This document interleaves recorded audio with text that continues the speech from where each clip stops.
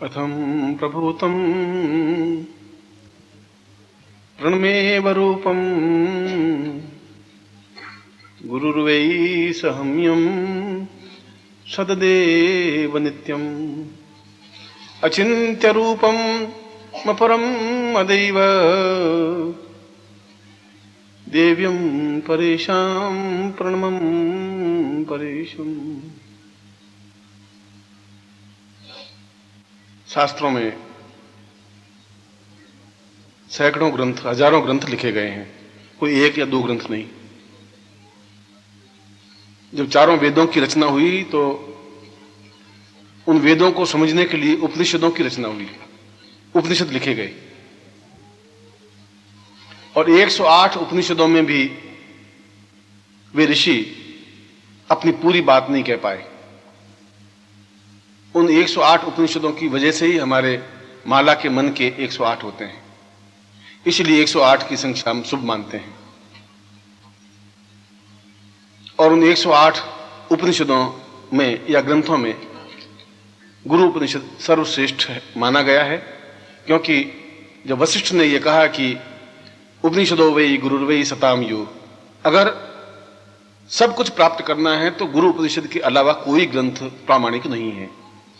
जब विश्वामित्र ने इसी प्रकार की बात कही है, अत्रि ने इसी प्रकार की बात कही है, यहां तक कि शंकराचार्य तक आते आते शंकराचार्य ने कहा कि मैंने अपने जीवन में समस्त ग्रंथों को निचोड़ा है, पिया है, अनुभव किया है, और मैं दावे के साथ यह कह सकता हूं कि गुरु उपनिषद से बड़ा कोई ग्रंथ, चाहे ऋग्वेद हो, चाहे यजुर्वेद हो, चाहे सामवेद हो, चाहे अथर्ववेद हो, है ही नहीं। इसलिए नहीं है कि उन वेदों को समझने के लिए गुरु की ही आवश्यकता होती है। वही समझा सकता है कि वेद क्या है, वही समझा सकता है कि उपनिषद क्या है, वही समझा सकता है कि जीवन क्या है, वही समझा सकता है कि जीवन की पूर्णता क्या है। और मैंने यह श्लोक जो इस प्रवचन से पहले बोला है वह गुरु उपनिषद का श्लोक है। और इस श्लोक में बहुत ही उत्तम कोटि की बात कही गई है। उत्तम कोटि की बात इसलिए कि ठीक इसी श्लोक को शंकराचार्य ने भी कहा अपने शंकर भाष्य में, जो उनका सर्वश्रेष्ठ ग्रंथ है और जिसको आज पूरा संसार, उनकी फ्रेंच में अनुवाद हुआ है, उसका इंग्लिश में अनुवाद हुआ है, उसका सभी भाषाओं में अनुवाद हुआ है। कठिन ग्रंथ है, फिर भी इस बात को स्वीकार किया है अंग्रेज विद्वानों ने और अमेरिकन ने और फ्रांस ने और जर्मनी ने भी, जापान ने भी, कि इसमें जो कुछ तथ्य है वो अपने आप में अद्वितीय है। और वे के वे भाव शंकराचार्य ने भी कहा है कि सताम वै परेवम प्रणवम परेशम गुरुर्वै पदे पूर्ण मदेव नित्यम अचिंत्य रूपम सहितम सदैव आत्मानुभूति परमम परसम पदैव। और उस श्लोक का अर्थ और इस श्लोक का अर्थ एक ही है। और वो श्लोक लिखा गया आज से 40,000 साल पहले, ये श्लोक लिखा गया आज से 3,000 साल पहले। इसका मतलब 37,000 सालों तक ये विचार हमारे शास्त्रों में मंथन करता रहा कि यही जीवन का सार है, यही जीवन का आधार है, यही जीवन की पूर्णता है। ऐसा इस श्लोक में क्या है? क्यों इस श्लोक को इतनी महत्ता दी गई है? इस श्लोक में यह बताया गया है कि व्यक्ति अपने आप में पूर्ण है ही नहीं। पूर्ण तो प्रभु पैदा करता है। जब एक गर्भ में बालक होता है तब वह पूर्ण होता है। इसलिए पूर्ण होता है कि बहुत अच्छा सुसज्जित, इसके भाष्य की बात कर रहा हूं मैं, श्लोक तो अभी बाद में बोलूंगा, या श्लोक का अर्थ तो बाद में करूंगा। इस श्लोक का भी भाष्य किया गया, श्लोक का भी सरल अर्थ किया गया, उस सरल अर्थ का भी फिर सरल अर्थ किया गया, तब लोगों को कुछ समझ में आया। उसने कहा कि बालक जब गर्भ में होता है तो उसको वैसी ही सुख सुविधा होती है जैसे किसी करोड़पति को अपने ड्राइंग रूम में बैठने पर होती है। ड्राइंग रूम में भी न सर्दी लगती है न गर्मी लगती है, एयर कंडीशन होता है, हीटर लगा होता है, एक सोफा लगा होता है बहुत अच्छा, किसी प्रकार की उसको तकलीफ नहीं होती है, और भोजन की चिंता नहीं होती, खाने पीने कमाने की चिंता नहीं होती, सब कुछ सुविधाएं होती हैं। ठीक ऐसी ही सुविधा उस गर्भ के बालक को भी होती है। कोई तकलीफ उसको नहीं होती, न सर्दी न गर्मी न बरसात, न चिंता न परेशानी न तनाव। और उसके बावजूद भी वह उन सब सुखों को लात मार करके जन्म ले लेता है। इसलिए उसको पूर्ण माना गया। इतनी सुख सुविधाओं को लात मार करके और उस कोलाहल भरे विश्व में, क्योंकि जन्म होते ही सैकड़ों बंधन उसके गले में पड़ जाते हैं। जो जिस मोमेंट में पैदा हुआ, जिस मिनट में पैदा हुआ, 7:41 में पैदा हुआ और 41वें मिनट में ही उसके 200 बंधन पड़ गए। एक ने कहा मैं तुम्हारा चाचा हूं, ये बंधन। दूसरे ने कहा मैं तेरा पिता हूं। तीसरे ने कहा तेरा मैं मां हूं। चौथे ने कहा मैं तेरी दादी हूं। पांचवें ने कहा मैं तेरी नानी हूं। छठे ने कहा मैं तेरा मामा हूं। अब बंधन ही बंधन, अभी तो पूरा 1 सेकंड नहीं हुआ है, इतने बंधन तो उसके गले में पड़ गए। और ज्यों ज्यों जन्म लेता रहता है, बड़ा होता जाता है, त्यों त्यों और बंधन उसके शरीर को जकड़ते रहते हैं। वो कहती है मैं तेरी प्रेमिका हूं, वो कहती है मैं तेरी पत्नी हूं, वो कहती है तू मेरा पिता है। अंतिम क्षण तक उस बंधनों में जकड़ा हुआ और चिता पे जाकर सो जाता है। इसलिए जन्म से पहले वो ब्रह्म है, जन्म से पहले वो निर्विकल्प है, जन्म से पहले इसको किसी प्रकार का कोई मोह नहीं है, मोह नहीं है। इसीलिए उस सुख सुविधाओं को, उस आनंद को, इसलिए उस गर्भ के बालक को ब्रह्म कहा गया है और गर्भ के जन्म लेने के बाद में उसको मनुष्य कहा गया है। इसीलिए उस क्षण जब जन्म लेता है तो एक क्षण में जब उस वातावरण से इस वातावरण में आता है, उस उन्मुक्त भाव से जब बंधन के भाव में आता है तो बहुत व्यथित होता है, बहुत दुखी होता है, रोने लग जाता है, चिल्लाने लग जाता है, चीखने लग जाता है। और फिर ठीक वैसी हालत होती है कि फिर वही दास गुलाम सा बन जाता है। एक जंगल के शेर को पकड़ करके लाए और पिंजरे में डाले, ताजा बिल्कुल शेर जंगल से, तो बहुत चीखता है, हुंकार भरता है, सींग से तोड़ने की कोशिश करता है, उछलता है, कूदता है, रोता है, चीखता है, उसके बाद शांत हो जाता है। ठीक वैसा ही मनुष्य शांत हो जाता है। अब यहां इस श्लोक को प्रारंभ करते हैं यहां कि फिर इस सारे बंधन को वापस उस स्टेज पे कैसे पहुंचेंगे हम बंधन में ही अगर मर जाएंगे, गुलाम की तरह ही मर जाएंगे, कैदी की तरह ही मर जाएंगे, तो मैं आपको ऐसा उपदेश नहीं देता हूं कि आप सब बंधनों को छोड़ दें। शंकराचार्य कह रहे हैं, मैं ये भी उपदेश नहीं देता हूं कि तुम सब ये छोड़ छाड़ करके और एक भगवान का भजन कर लो, उससे सब कुछ हो जाएगा, यह भी नहीं कह रहा हूं। वो शंकराचार्य कहता है कि सब कुछ अपने आप में कुछ प्राप्त नहीं हो सकता, मगर यदि पूर्णता प्राप्त ही नहीं हुई तो जीवन का मर्म क्या, जीवन का अर्थ क्या, जीवन का सार क्या, जीवन का आनंद क्या? फिर अगर तुम ये सोच रहे हो कि तुम जीवन का आनंद ले रहे हो तो तुम्हारी मृत तृष्णा है, ये तुम्हारी गलती है। हम कभी अपने आप में एडजस्ट होने की कोशिश करते हैं कि हम बहुत सुखी हैं, मगर सुखी आप इसलिए हैं, उस सुख को तुमने देखा नहीं इसलिए इसको सुख मान रहे हो। तुमने उस आनंद को देखा ही नहीं थी, इस आनंद को तुम कैसे कह सकते हो कि ये अपने आप में पूर्ण आनंद है, पूर्ण सुख है? तुम्हारी जगह, तुम्हारे मकान में जहां तुम अपने आप को बहुत सुखी अनुभव करते हो, वहां पर किसी करोड़पति को रख दें तो वो कहता है कि कैसे कह दो, 2 कमरों के मकान में कैसे रहेंगे, ये बहुत गड़बड़ है, यहां नहीं रह सकते, कोई सुविधा नहीं, कोई सुविधा नहीं है। वो दुखी महसूस कर रहे, आप बहुत सुख महसूस कर रहे हैं, इसलिए कि आपने उस जीवन को नहीं देखा भौतिक दृष्टि से। जिसने जीवन को आनंद अनुभव किया ही नहीं, जिसने जीवन में परमहंस अवस्था को प्राप्त नहीं किया, जिसने अपने जीवन में साधना की नहीं, जिसने अपने जीवन में उस ध्यान में, उस मेडिटेशन में गया ही नहीं, वो कैसे समझेगा कि मेडिटेशन क्या चीज होती है, ध्यान का आनंद क्या है? जब तुमने कोई चीज खाई ही नहीं तो उस चीज का आनंद भी आप कैसे अनुभव कर सकते हैं, वर्णन कैसे कर सकते हैं? जिसने अपनी मिठाई नहीं खाई तो मिठाई का वर्णन नहीं कर सकता, खाने के बाद कह सकता है कि अच्छा है, बुरा है। इस श्लोक के पहले अर्थ में कहा है कि यह सार तत्व, क्योंकि उस बंधन से उस आनंद तक पहुंचने की जो क्रिया है, अगर वो प्राप्त नहीं हुई तो फिर जीवन व्यर्थ है, फिर तो कीड़े मकोड़ों वाला जीवन है जो हर एक जी लेता है। तुम जीवन जी नहीं रहे हो, तुम भोग रहे हो, यह अंतर है। मैं जीवन जी रहा हूं, तुम भोग रहे हो, ये डिफरेंस है। भोगने और जीने में अंतर यह है कि तुम हर हालत में दुखी होते रहते हो। नौकरी में 4 दिन नहीं गए तो घबराहट की गवर्नमेंट, वो क्या करेगा अफसर। पत्नी जोर से बोली तो घबराहट, 2 दिन पत्नी नहीं बोले तो भी घबराहट, तो क्या हो गया इसको? हम पूछें भाई तेरी तकलीफ क्या है, तुम क्यों नहीं बोल रही है, काय की गुस्सा हो गई है? तो तकलीफ, बोले तो तकलीफ, नहीं बोले तो तकलीफ। संतान हो तो तकलीफ, संतान नहीं हो तो तकलीफ।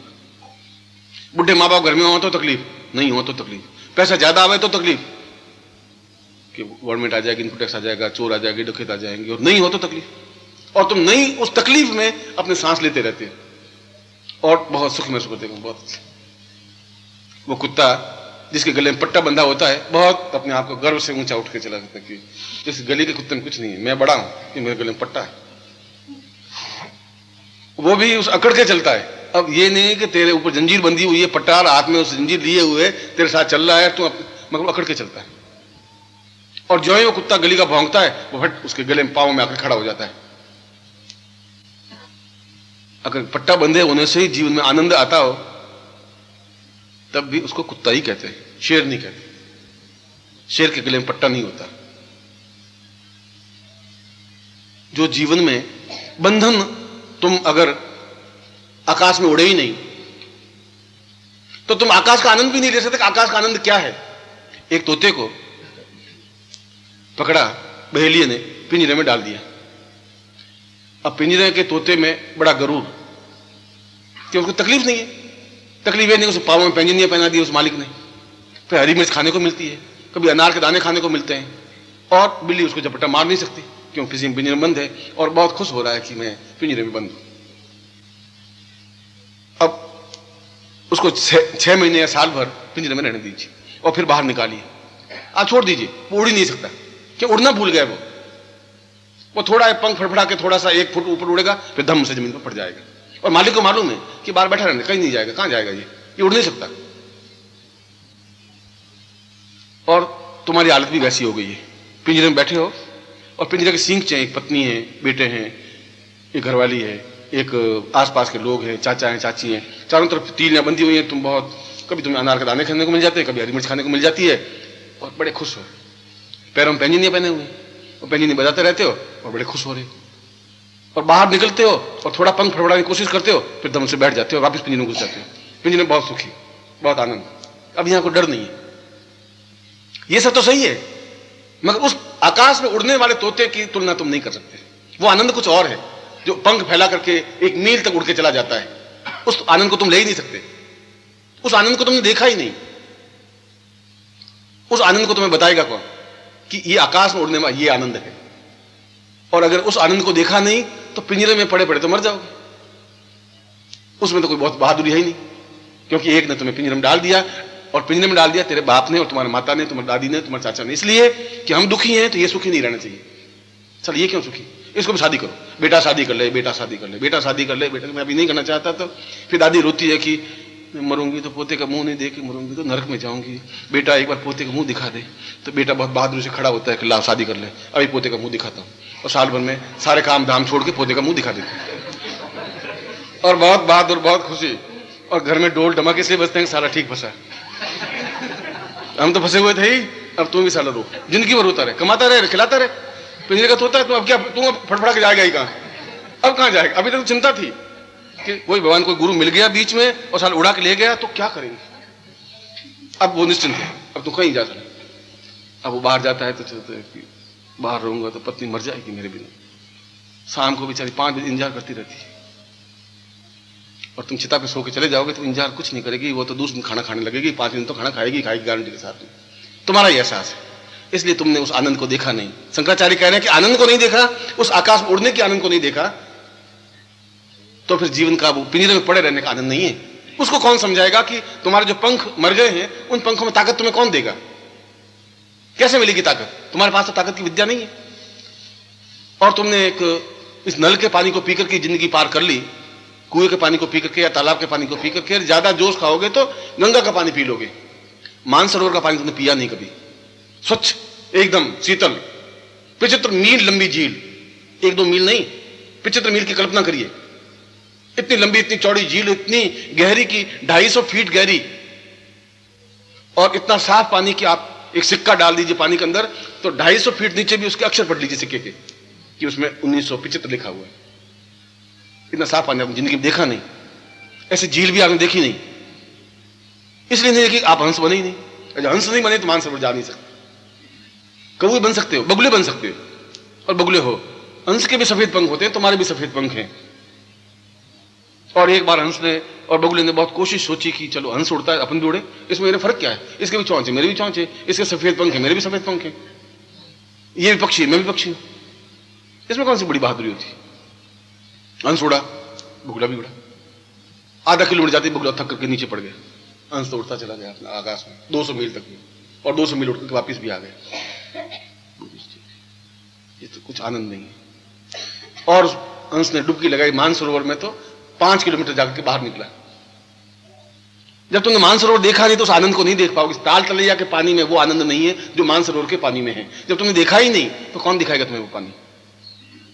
और घर वाले तुम्हें दिखाने देंगे नहीं, क्योंकि वो तो हर एक की बात सोचेंगे कि ये जाना नहीं चाहिए कहीं, और इसके लिए 100 प्रकार के नाटक होंगे। पत्नी रोएगी, चीखेगी, चिल्लाएगी, कहाँ जाते हो, उन गुरुओं के पास कुछ नहीं है, तुम घर में क्यों नहीं रहते हो? चाचा कहेगा तुम दिमाग खराब है तुम्हारा, अरे कुछ नहीं है, वो तुम्हें ठग रहे हैं, मूर्ख बना रहे हैं, कमाओ धमाओ, देखो हम जब नहीं गए तो हमारा क्या बिगड़ गया, हम कौन से मर गए, तो तुम भी नहीं मरोगे, तुम कहाँ जा रहे हो? वो सोचता है कि क्या करें, वो बेचारा मन मार के बैठ जाता है। और फिर भी जाने की कोशिश करे तो पत्नी भूखे रह जाएगी, मरने लगेगी, बेहोश होने लगेगी, नाटक करेगी, और तुम सोचोगे चलो अभी नहीं, अगली बार जाएंगे, और फिर अगली बार जाएंगे, फिर अगली बार जाएंगे। फिर एक मार्ग में एक बहुत सुंदर स्त्री मिलेगी जिसका नाम मृत्यु है, वो आपको थपकी देकर के सुला देगी। इस जिंदगी में फिर गुरु नहीं मिलेंगे भी नहीं। इसलिए नहीं मिलेंगे कि तुम में वो ताकत नहीं है, हिम्मत नहीं है। जब डुबकी लगाने की तुम में ताकत आएगी नहीं तब तो उस गहराई को देख भी नहीं सकोगे। उस समुद्र के किनारे, उस जो बंबई का समुद्र है या मद्रास का समुद्र, उस किनारे बैठ जाइए तो जो लहर आएगी तो कुछ घोंगे लाएगी, कुछ कंकर पत्थर होंगे, वहां कुछ सीपी होगी, उनसे झोली भर के मर जाकर चले जाओगे घर में। मोती नहीं ला सकते, तुमने मोती आनंद लिया ही नहीं। एक चमकदार शुभ्र मोती एकदम से वो तब मिलेगा जब समुद्र में बिल्कुल छलांग लगा दोगे। तुम्हारे पापों में छलांग लगाने की हिम्मत नहीं है। इसलिए नहीं है कि तुम्हारे पंखों को मार दिया गया है, तुम्हारे घर वालों ने खत्म कर दिया है। और कभी मैं उत्तेजित करता भी हूं, अरे तुम चिंता मत करो, क्या हंस बनो तुम, थोड़ा सा जिंदगी में देख तो लो, पहले हंस भी बन, तोते बन के देख लियो, अब हंस बन के देखो, और फिर दोनों में से जो अच्छा लगे वो मानिए। मैं तुम्हें ये कहता हूं, मैं उड़ने की कोशिश करते हो, 2-3 फटफट करते हो, फिर जमीन पर टिक जाते हो। और मैं कहता क्या हुआ कि गुरुजी क्या है कि घरवाली बहुत बहुत दुखी थी बेचारी, मैं निकला गुरुजी आपके घर आना था, मगर वो बीमार हो गई गुरुजी, और रोने लगी, तुमने खाना नहीं खाया गुरुजी, आप बात मानिए। मैं मान रहा हूं भैया, एक सींचा और ज्यादा बढ़ाया हुआ है, 218 तील लिया, तेरे 19 तील लिया, और क्या हुआ? तुम मानसरोवर नहीं जा सकते, तुम आकाश में उड़ भी नहीं सकते, तुम उस आकाश का आनंद नहीं ले सकते कि आकाश में उड़ने की क्या क्षमता है, पंखों को फैला करके ऊंचे उठने की क्या क्षमता है, मानसरोवर में डुबकी लगाने का क्या आनंद है, तुम अनुभव नहीं कर सकते। और शंकराचार्य कह रहे हैं कि कौन समझाएगा तुम्हें कि ये आनंद कुछ और है? कौन तुम्हें अपने साथ उड़ाएगा? कौन 300 मील तक तुम्हें उड़ा के ले जाएगा? कौन ले जाएगा तुम्हें? चाचा चाची, माँ बाप, भाई बहन, उनके खुद के पंख मरे हुए, वो तुम्हें कहां से उड़ाएंगे? जो मुर्दे हैं वो तुम्हें कहां से जीवन दान देंगे? जिनमें खुद में क्षमता नहीं हो तो क्या समझाएंगे? और मैं ऐसा नहीं कह रहा हूं तुम पत्नी को छोड़ दो, मैं ऐसा भी नहीं कह रहा हूं तुम चाचा जी को छोड़ दो, तुम ऐसा भी नहीं कह रहा हूं माँ बाप को छोड़ दो। मैं कह रहा हूं कि उसके बीच रह करके भी अपने पंखों को फैला करके आकाश में उड़ने की कला सीखिए, उनके बीच रह करके। और आप पूछेंगे गुरुजी ऐसा कैसे हो सकता है? तो मैं उदाहरण अपना खुद का प्रश्न करता हूं कि मैं तुम्हारी तरह ग्रस्त हूं, मेरी पत्नी है, पुत्र है, पोते हैं, पोतियां हैं, भाई हैं, बहन है, संबंधी रिश्तेदार हैं, और तुमसे ज्यादा बड़ा कुनबा है, तुम्हारे घर में 10-12 मेंबर हैं, और मेरे घर में 80 लाख शिष्य हैं। इतना बड़ा कुनबा है, उन सबकी तकलीफें सुनता हूं, उन सबकी परेशानियां सुनता हूं, और भी मुस्कुराता रहता हूं, आकाश में उड़ता भी हूं और डुबकी लगाता भी हूं। अगर मैं इतना सब कुछ रहते हुए उड़ सकता हूं तो मैं उदाहरण देकर तुम समझा रहा हूं कि मैं भगवान कपड़ा बगड़ा नहीं हूं, साधु नहीं हूं, सन्यासी नहीं हूं। तुम्हारी तरफ सारी जिम्मेवारियों को झेलते हुए भी मैं उस आनंद को प्राप्त कर सकता हूं। इसलिए चिंता मुझे व्याप्त होती नहीं, तनाव मुझे नहीं होता है, इसलिए मैं रात को सोते ही नींद आ जाती है क्षण में। इसलिए चेहरे पर एक ओज है, एक नुनाई है, एक मस्ती है, और मैं तुम्हारे चेहरों पर भी वैसी चाहता हूं। शंकराचार्य कह रहे हैं कि यह सब कुछ तुम्हें गुरु ही समझा सकता है, तब जब तुम अपने आप को पूरी तरह से गुरु को अपने आप में स्थापित कर दो, गुरु को पूर्ण रूप से अपने आप में समाहित कर दो। और गुरु को पूर्ण रूप से समाहित करने का तात्पर्य क्या है? कैसे स्थापित कर दें, कैसे समाहित कर दें? समाहित करना अपने आप में जज्ब कर देना, अपने आप में मिला देना, पानी से जाने पानी मिलता है या दूध से दूध मिलता है, और तुम्हारे अंदर गुरु समाहित हो सकते हैं। बहुत सरल कला है। और प्रत्यक्ष समाहित होने से कितना फायदा होगा कि जो कुछ ज्ञान तुमने प्राप्त किया ही नहीं वो ज्ञान अपने आप मिल जाएगा, तुम्हें मिलेगा, क्योंकि वो ज्ञान का लेकर के तुम्हारे अंदर समाहित हो गया है। इसलिए एक गरीब घर की लड़की जिसके घर में खाने की रोटियां नहीं, और एक लखपति से शादी कर ले तो शादी करते ही वो लखपति बन जाती है। आधा सेकंड लगता है, जो ही शादी हुई वो इसलिए भी लखपति कहलाती है। जो ही तेरी मेरी शादी हो जाएगी तो जो कुछ मेरा ज्ञान है, जो कुछ आनंद है, वो सब तुम्हें प्राप्त हो ही जाएगा, क्योंकि तुमने मेरे साथ शादी की है। इसलिए कबीर ने कहा है कि हे राम, मैं तो राम की बहुरिया, वो कह मैं राम की बहुरिया हूं, उसकी बहू हूं। क्योंकि जब राम मुझके अंदर व्याप्त हो जाएंगे तो वह सब कुछ मुझे मिल जाएगा जो राम के पास में है। और इसीलिए फिर भी कह रहा है कि गुरु गोविंद दोनों खड़े काके लागू पाए। इतना होने के बावजूद भी बलिहारी गुरु आपने गोविंद दियो बताए। वो गुरु को कह रहा है कि आपकी बलिहारी, आपकी कृपा है, आपकी मेहरबानी है, आपकी वजह से मैं गुरु को देख सका हूं। मगर कबीर फिर भी ये कह रहा है कि कबीरा ये घर प्रेम का, ये गुरु शिष्य का घर जो है ये प्रेम का घर है। पैसे देने से गुरु का घर नहीं मिल सकता। कबीरा ये घर प्रेम का, खाला का घर ना है। खाला माने मौसी, मां की बहन। शीश उतारे भूमि धरे वो पैसे घर मांगे। इस गुरु के घर में, गुरु के हृदय में तो वो पहन सकता है, वो घुस सकता है जो पहले अपना सिर उतार दे, एकदम अपने आप को न्यौछावर कर दे, देखा जाएगा, चैलेंज ले ले। वो इस घर में घुस सकता है। जुआरी घुस सकता है, वो चैलेंज को लगा देता, दाव पे लगा, अपनी पूरी जिंदगी दाव पे लगा देता है। 5 लाख में दवा लगता है, वो या तो इस पार डूब जाएगा, इस पार चल जाएगा। शंकराचार्य करके ऐसा समर्पण जब मानस में आएगा, जब सिर को उतार करके, और सिर को उतारने के 2 अर्थ हुए। सिर माने घमंड, बुद्धि, मेरे अंदर बुद्धि है कि, और तुम्हारे पिता के अंदर बुद्धि है कि ये गुरुजी क्या करेंगे, ये तो गुरुजी खुद घर में बैठे, ये मेरे और बेटा बिगड़ जाएगा, मेरे घर से ही जाएगा। उनको चिंता ये नहीं कि कुछ सीख लेगा, उनको चिंता ये कि घर से चला जाएगा, ये गुरुजी घर में बैठा रहेगा, 4 दिन नौकरी नहीं करे, 4 दिन तनख्वाह कट जाएगी। उनको रोना अपने खुद का स्वार्थ का है, तुम्हारे लिए रोना नहीं है। तुम्हारे लिए परेशान होते तो फिर जो तुम मरते, तुम्हारे पीछे वो भी मरते। तुम अगर चिता में जाते तो वो भी 4 आग में कूद कर मर जाते, एक भी मरा नहीं। पिछले 400 इतिहास में तो कोई मुझे मालूम पड़ा नहीं कि कोई स्त्री पीछे डूब के मर गई। रोती है, झींकती है, नहीं रोई तो लोग कहेंगे क्या तुझे दुख नहीं है क्या, क्या गड़बड़, पति मर गया, क्यों नहीं रोती? तो पीछे और चीखती जोर जोर से, अरे तुम चले गए, मेरा कौन होगा, मेरे क्या होगा, अरे अब मेरा क्या होगा। अरे 2 दिन खाना खा लेती, ये खाना गले उतर नहीं रहा है, क्या करें, खाना पड़ता है, खा ले भाई। 5 दिन 10 दिन उसमें नहीं गए, और तुम अहंकार में डूबे हुए थे कि बस मेरे बिना पत्नी का गुजारा कैसे होगा, मेरे बिना बच्चों का क्या होगा। ये अहम को सिर कहते हैं, ये घमंड को सिर कहते हैं कि मेरे बिना क्या होगा। इसको उतारे, पहले शीश उतारे भूमि धरे, छोड़ दे उसको, वह इस प्रेम के घर में पहुंच सकता है। ये समर्पण का भाव, इसलिए शंकराचार्य ने उस श्लोक में यह कहा है कि अपने आप में पूर्णतः सन्यासी बन जाए, गृहस्थ रहते हुए भी सन्यासी बन जाए, कोई चिंता नहीं करे। एक साल भर का देख ले, या तो 1 साल में डूब जाएंगे, जिंदगी भर कह देंगे कुछ नहीं, गुरु के घर में, गुरु के पास जाने से कुछ फायदा नहीं है, या तो ये कहेंगे चैलेंज के साथ कहेंगे, या कुछ ऐसा बन के जाएंगे, हंस बन करके चले जाएंगे, बता देंगे कि ये हंस बनने का ये आनंद है। ये सब जो बगुले हैं मेरे घर में, उनकी अपेक्षा मेरे पंख ज्यादा शुभ्र हैं, ज्यादा सफेद हैं, ज्यादा मजबूत हैं, ज्यादा ताकतवान हैं, उड़ने की मुझमें क्षमता है।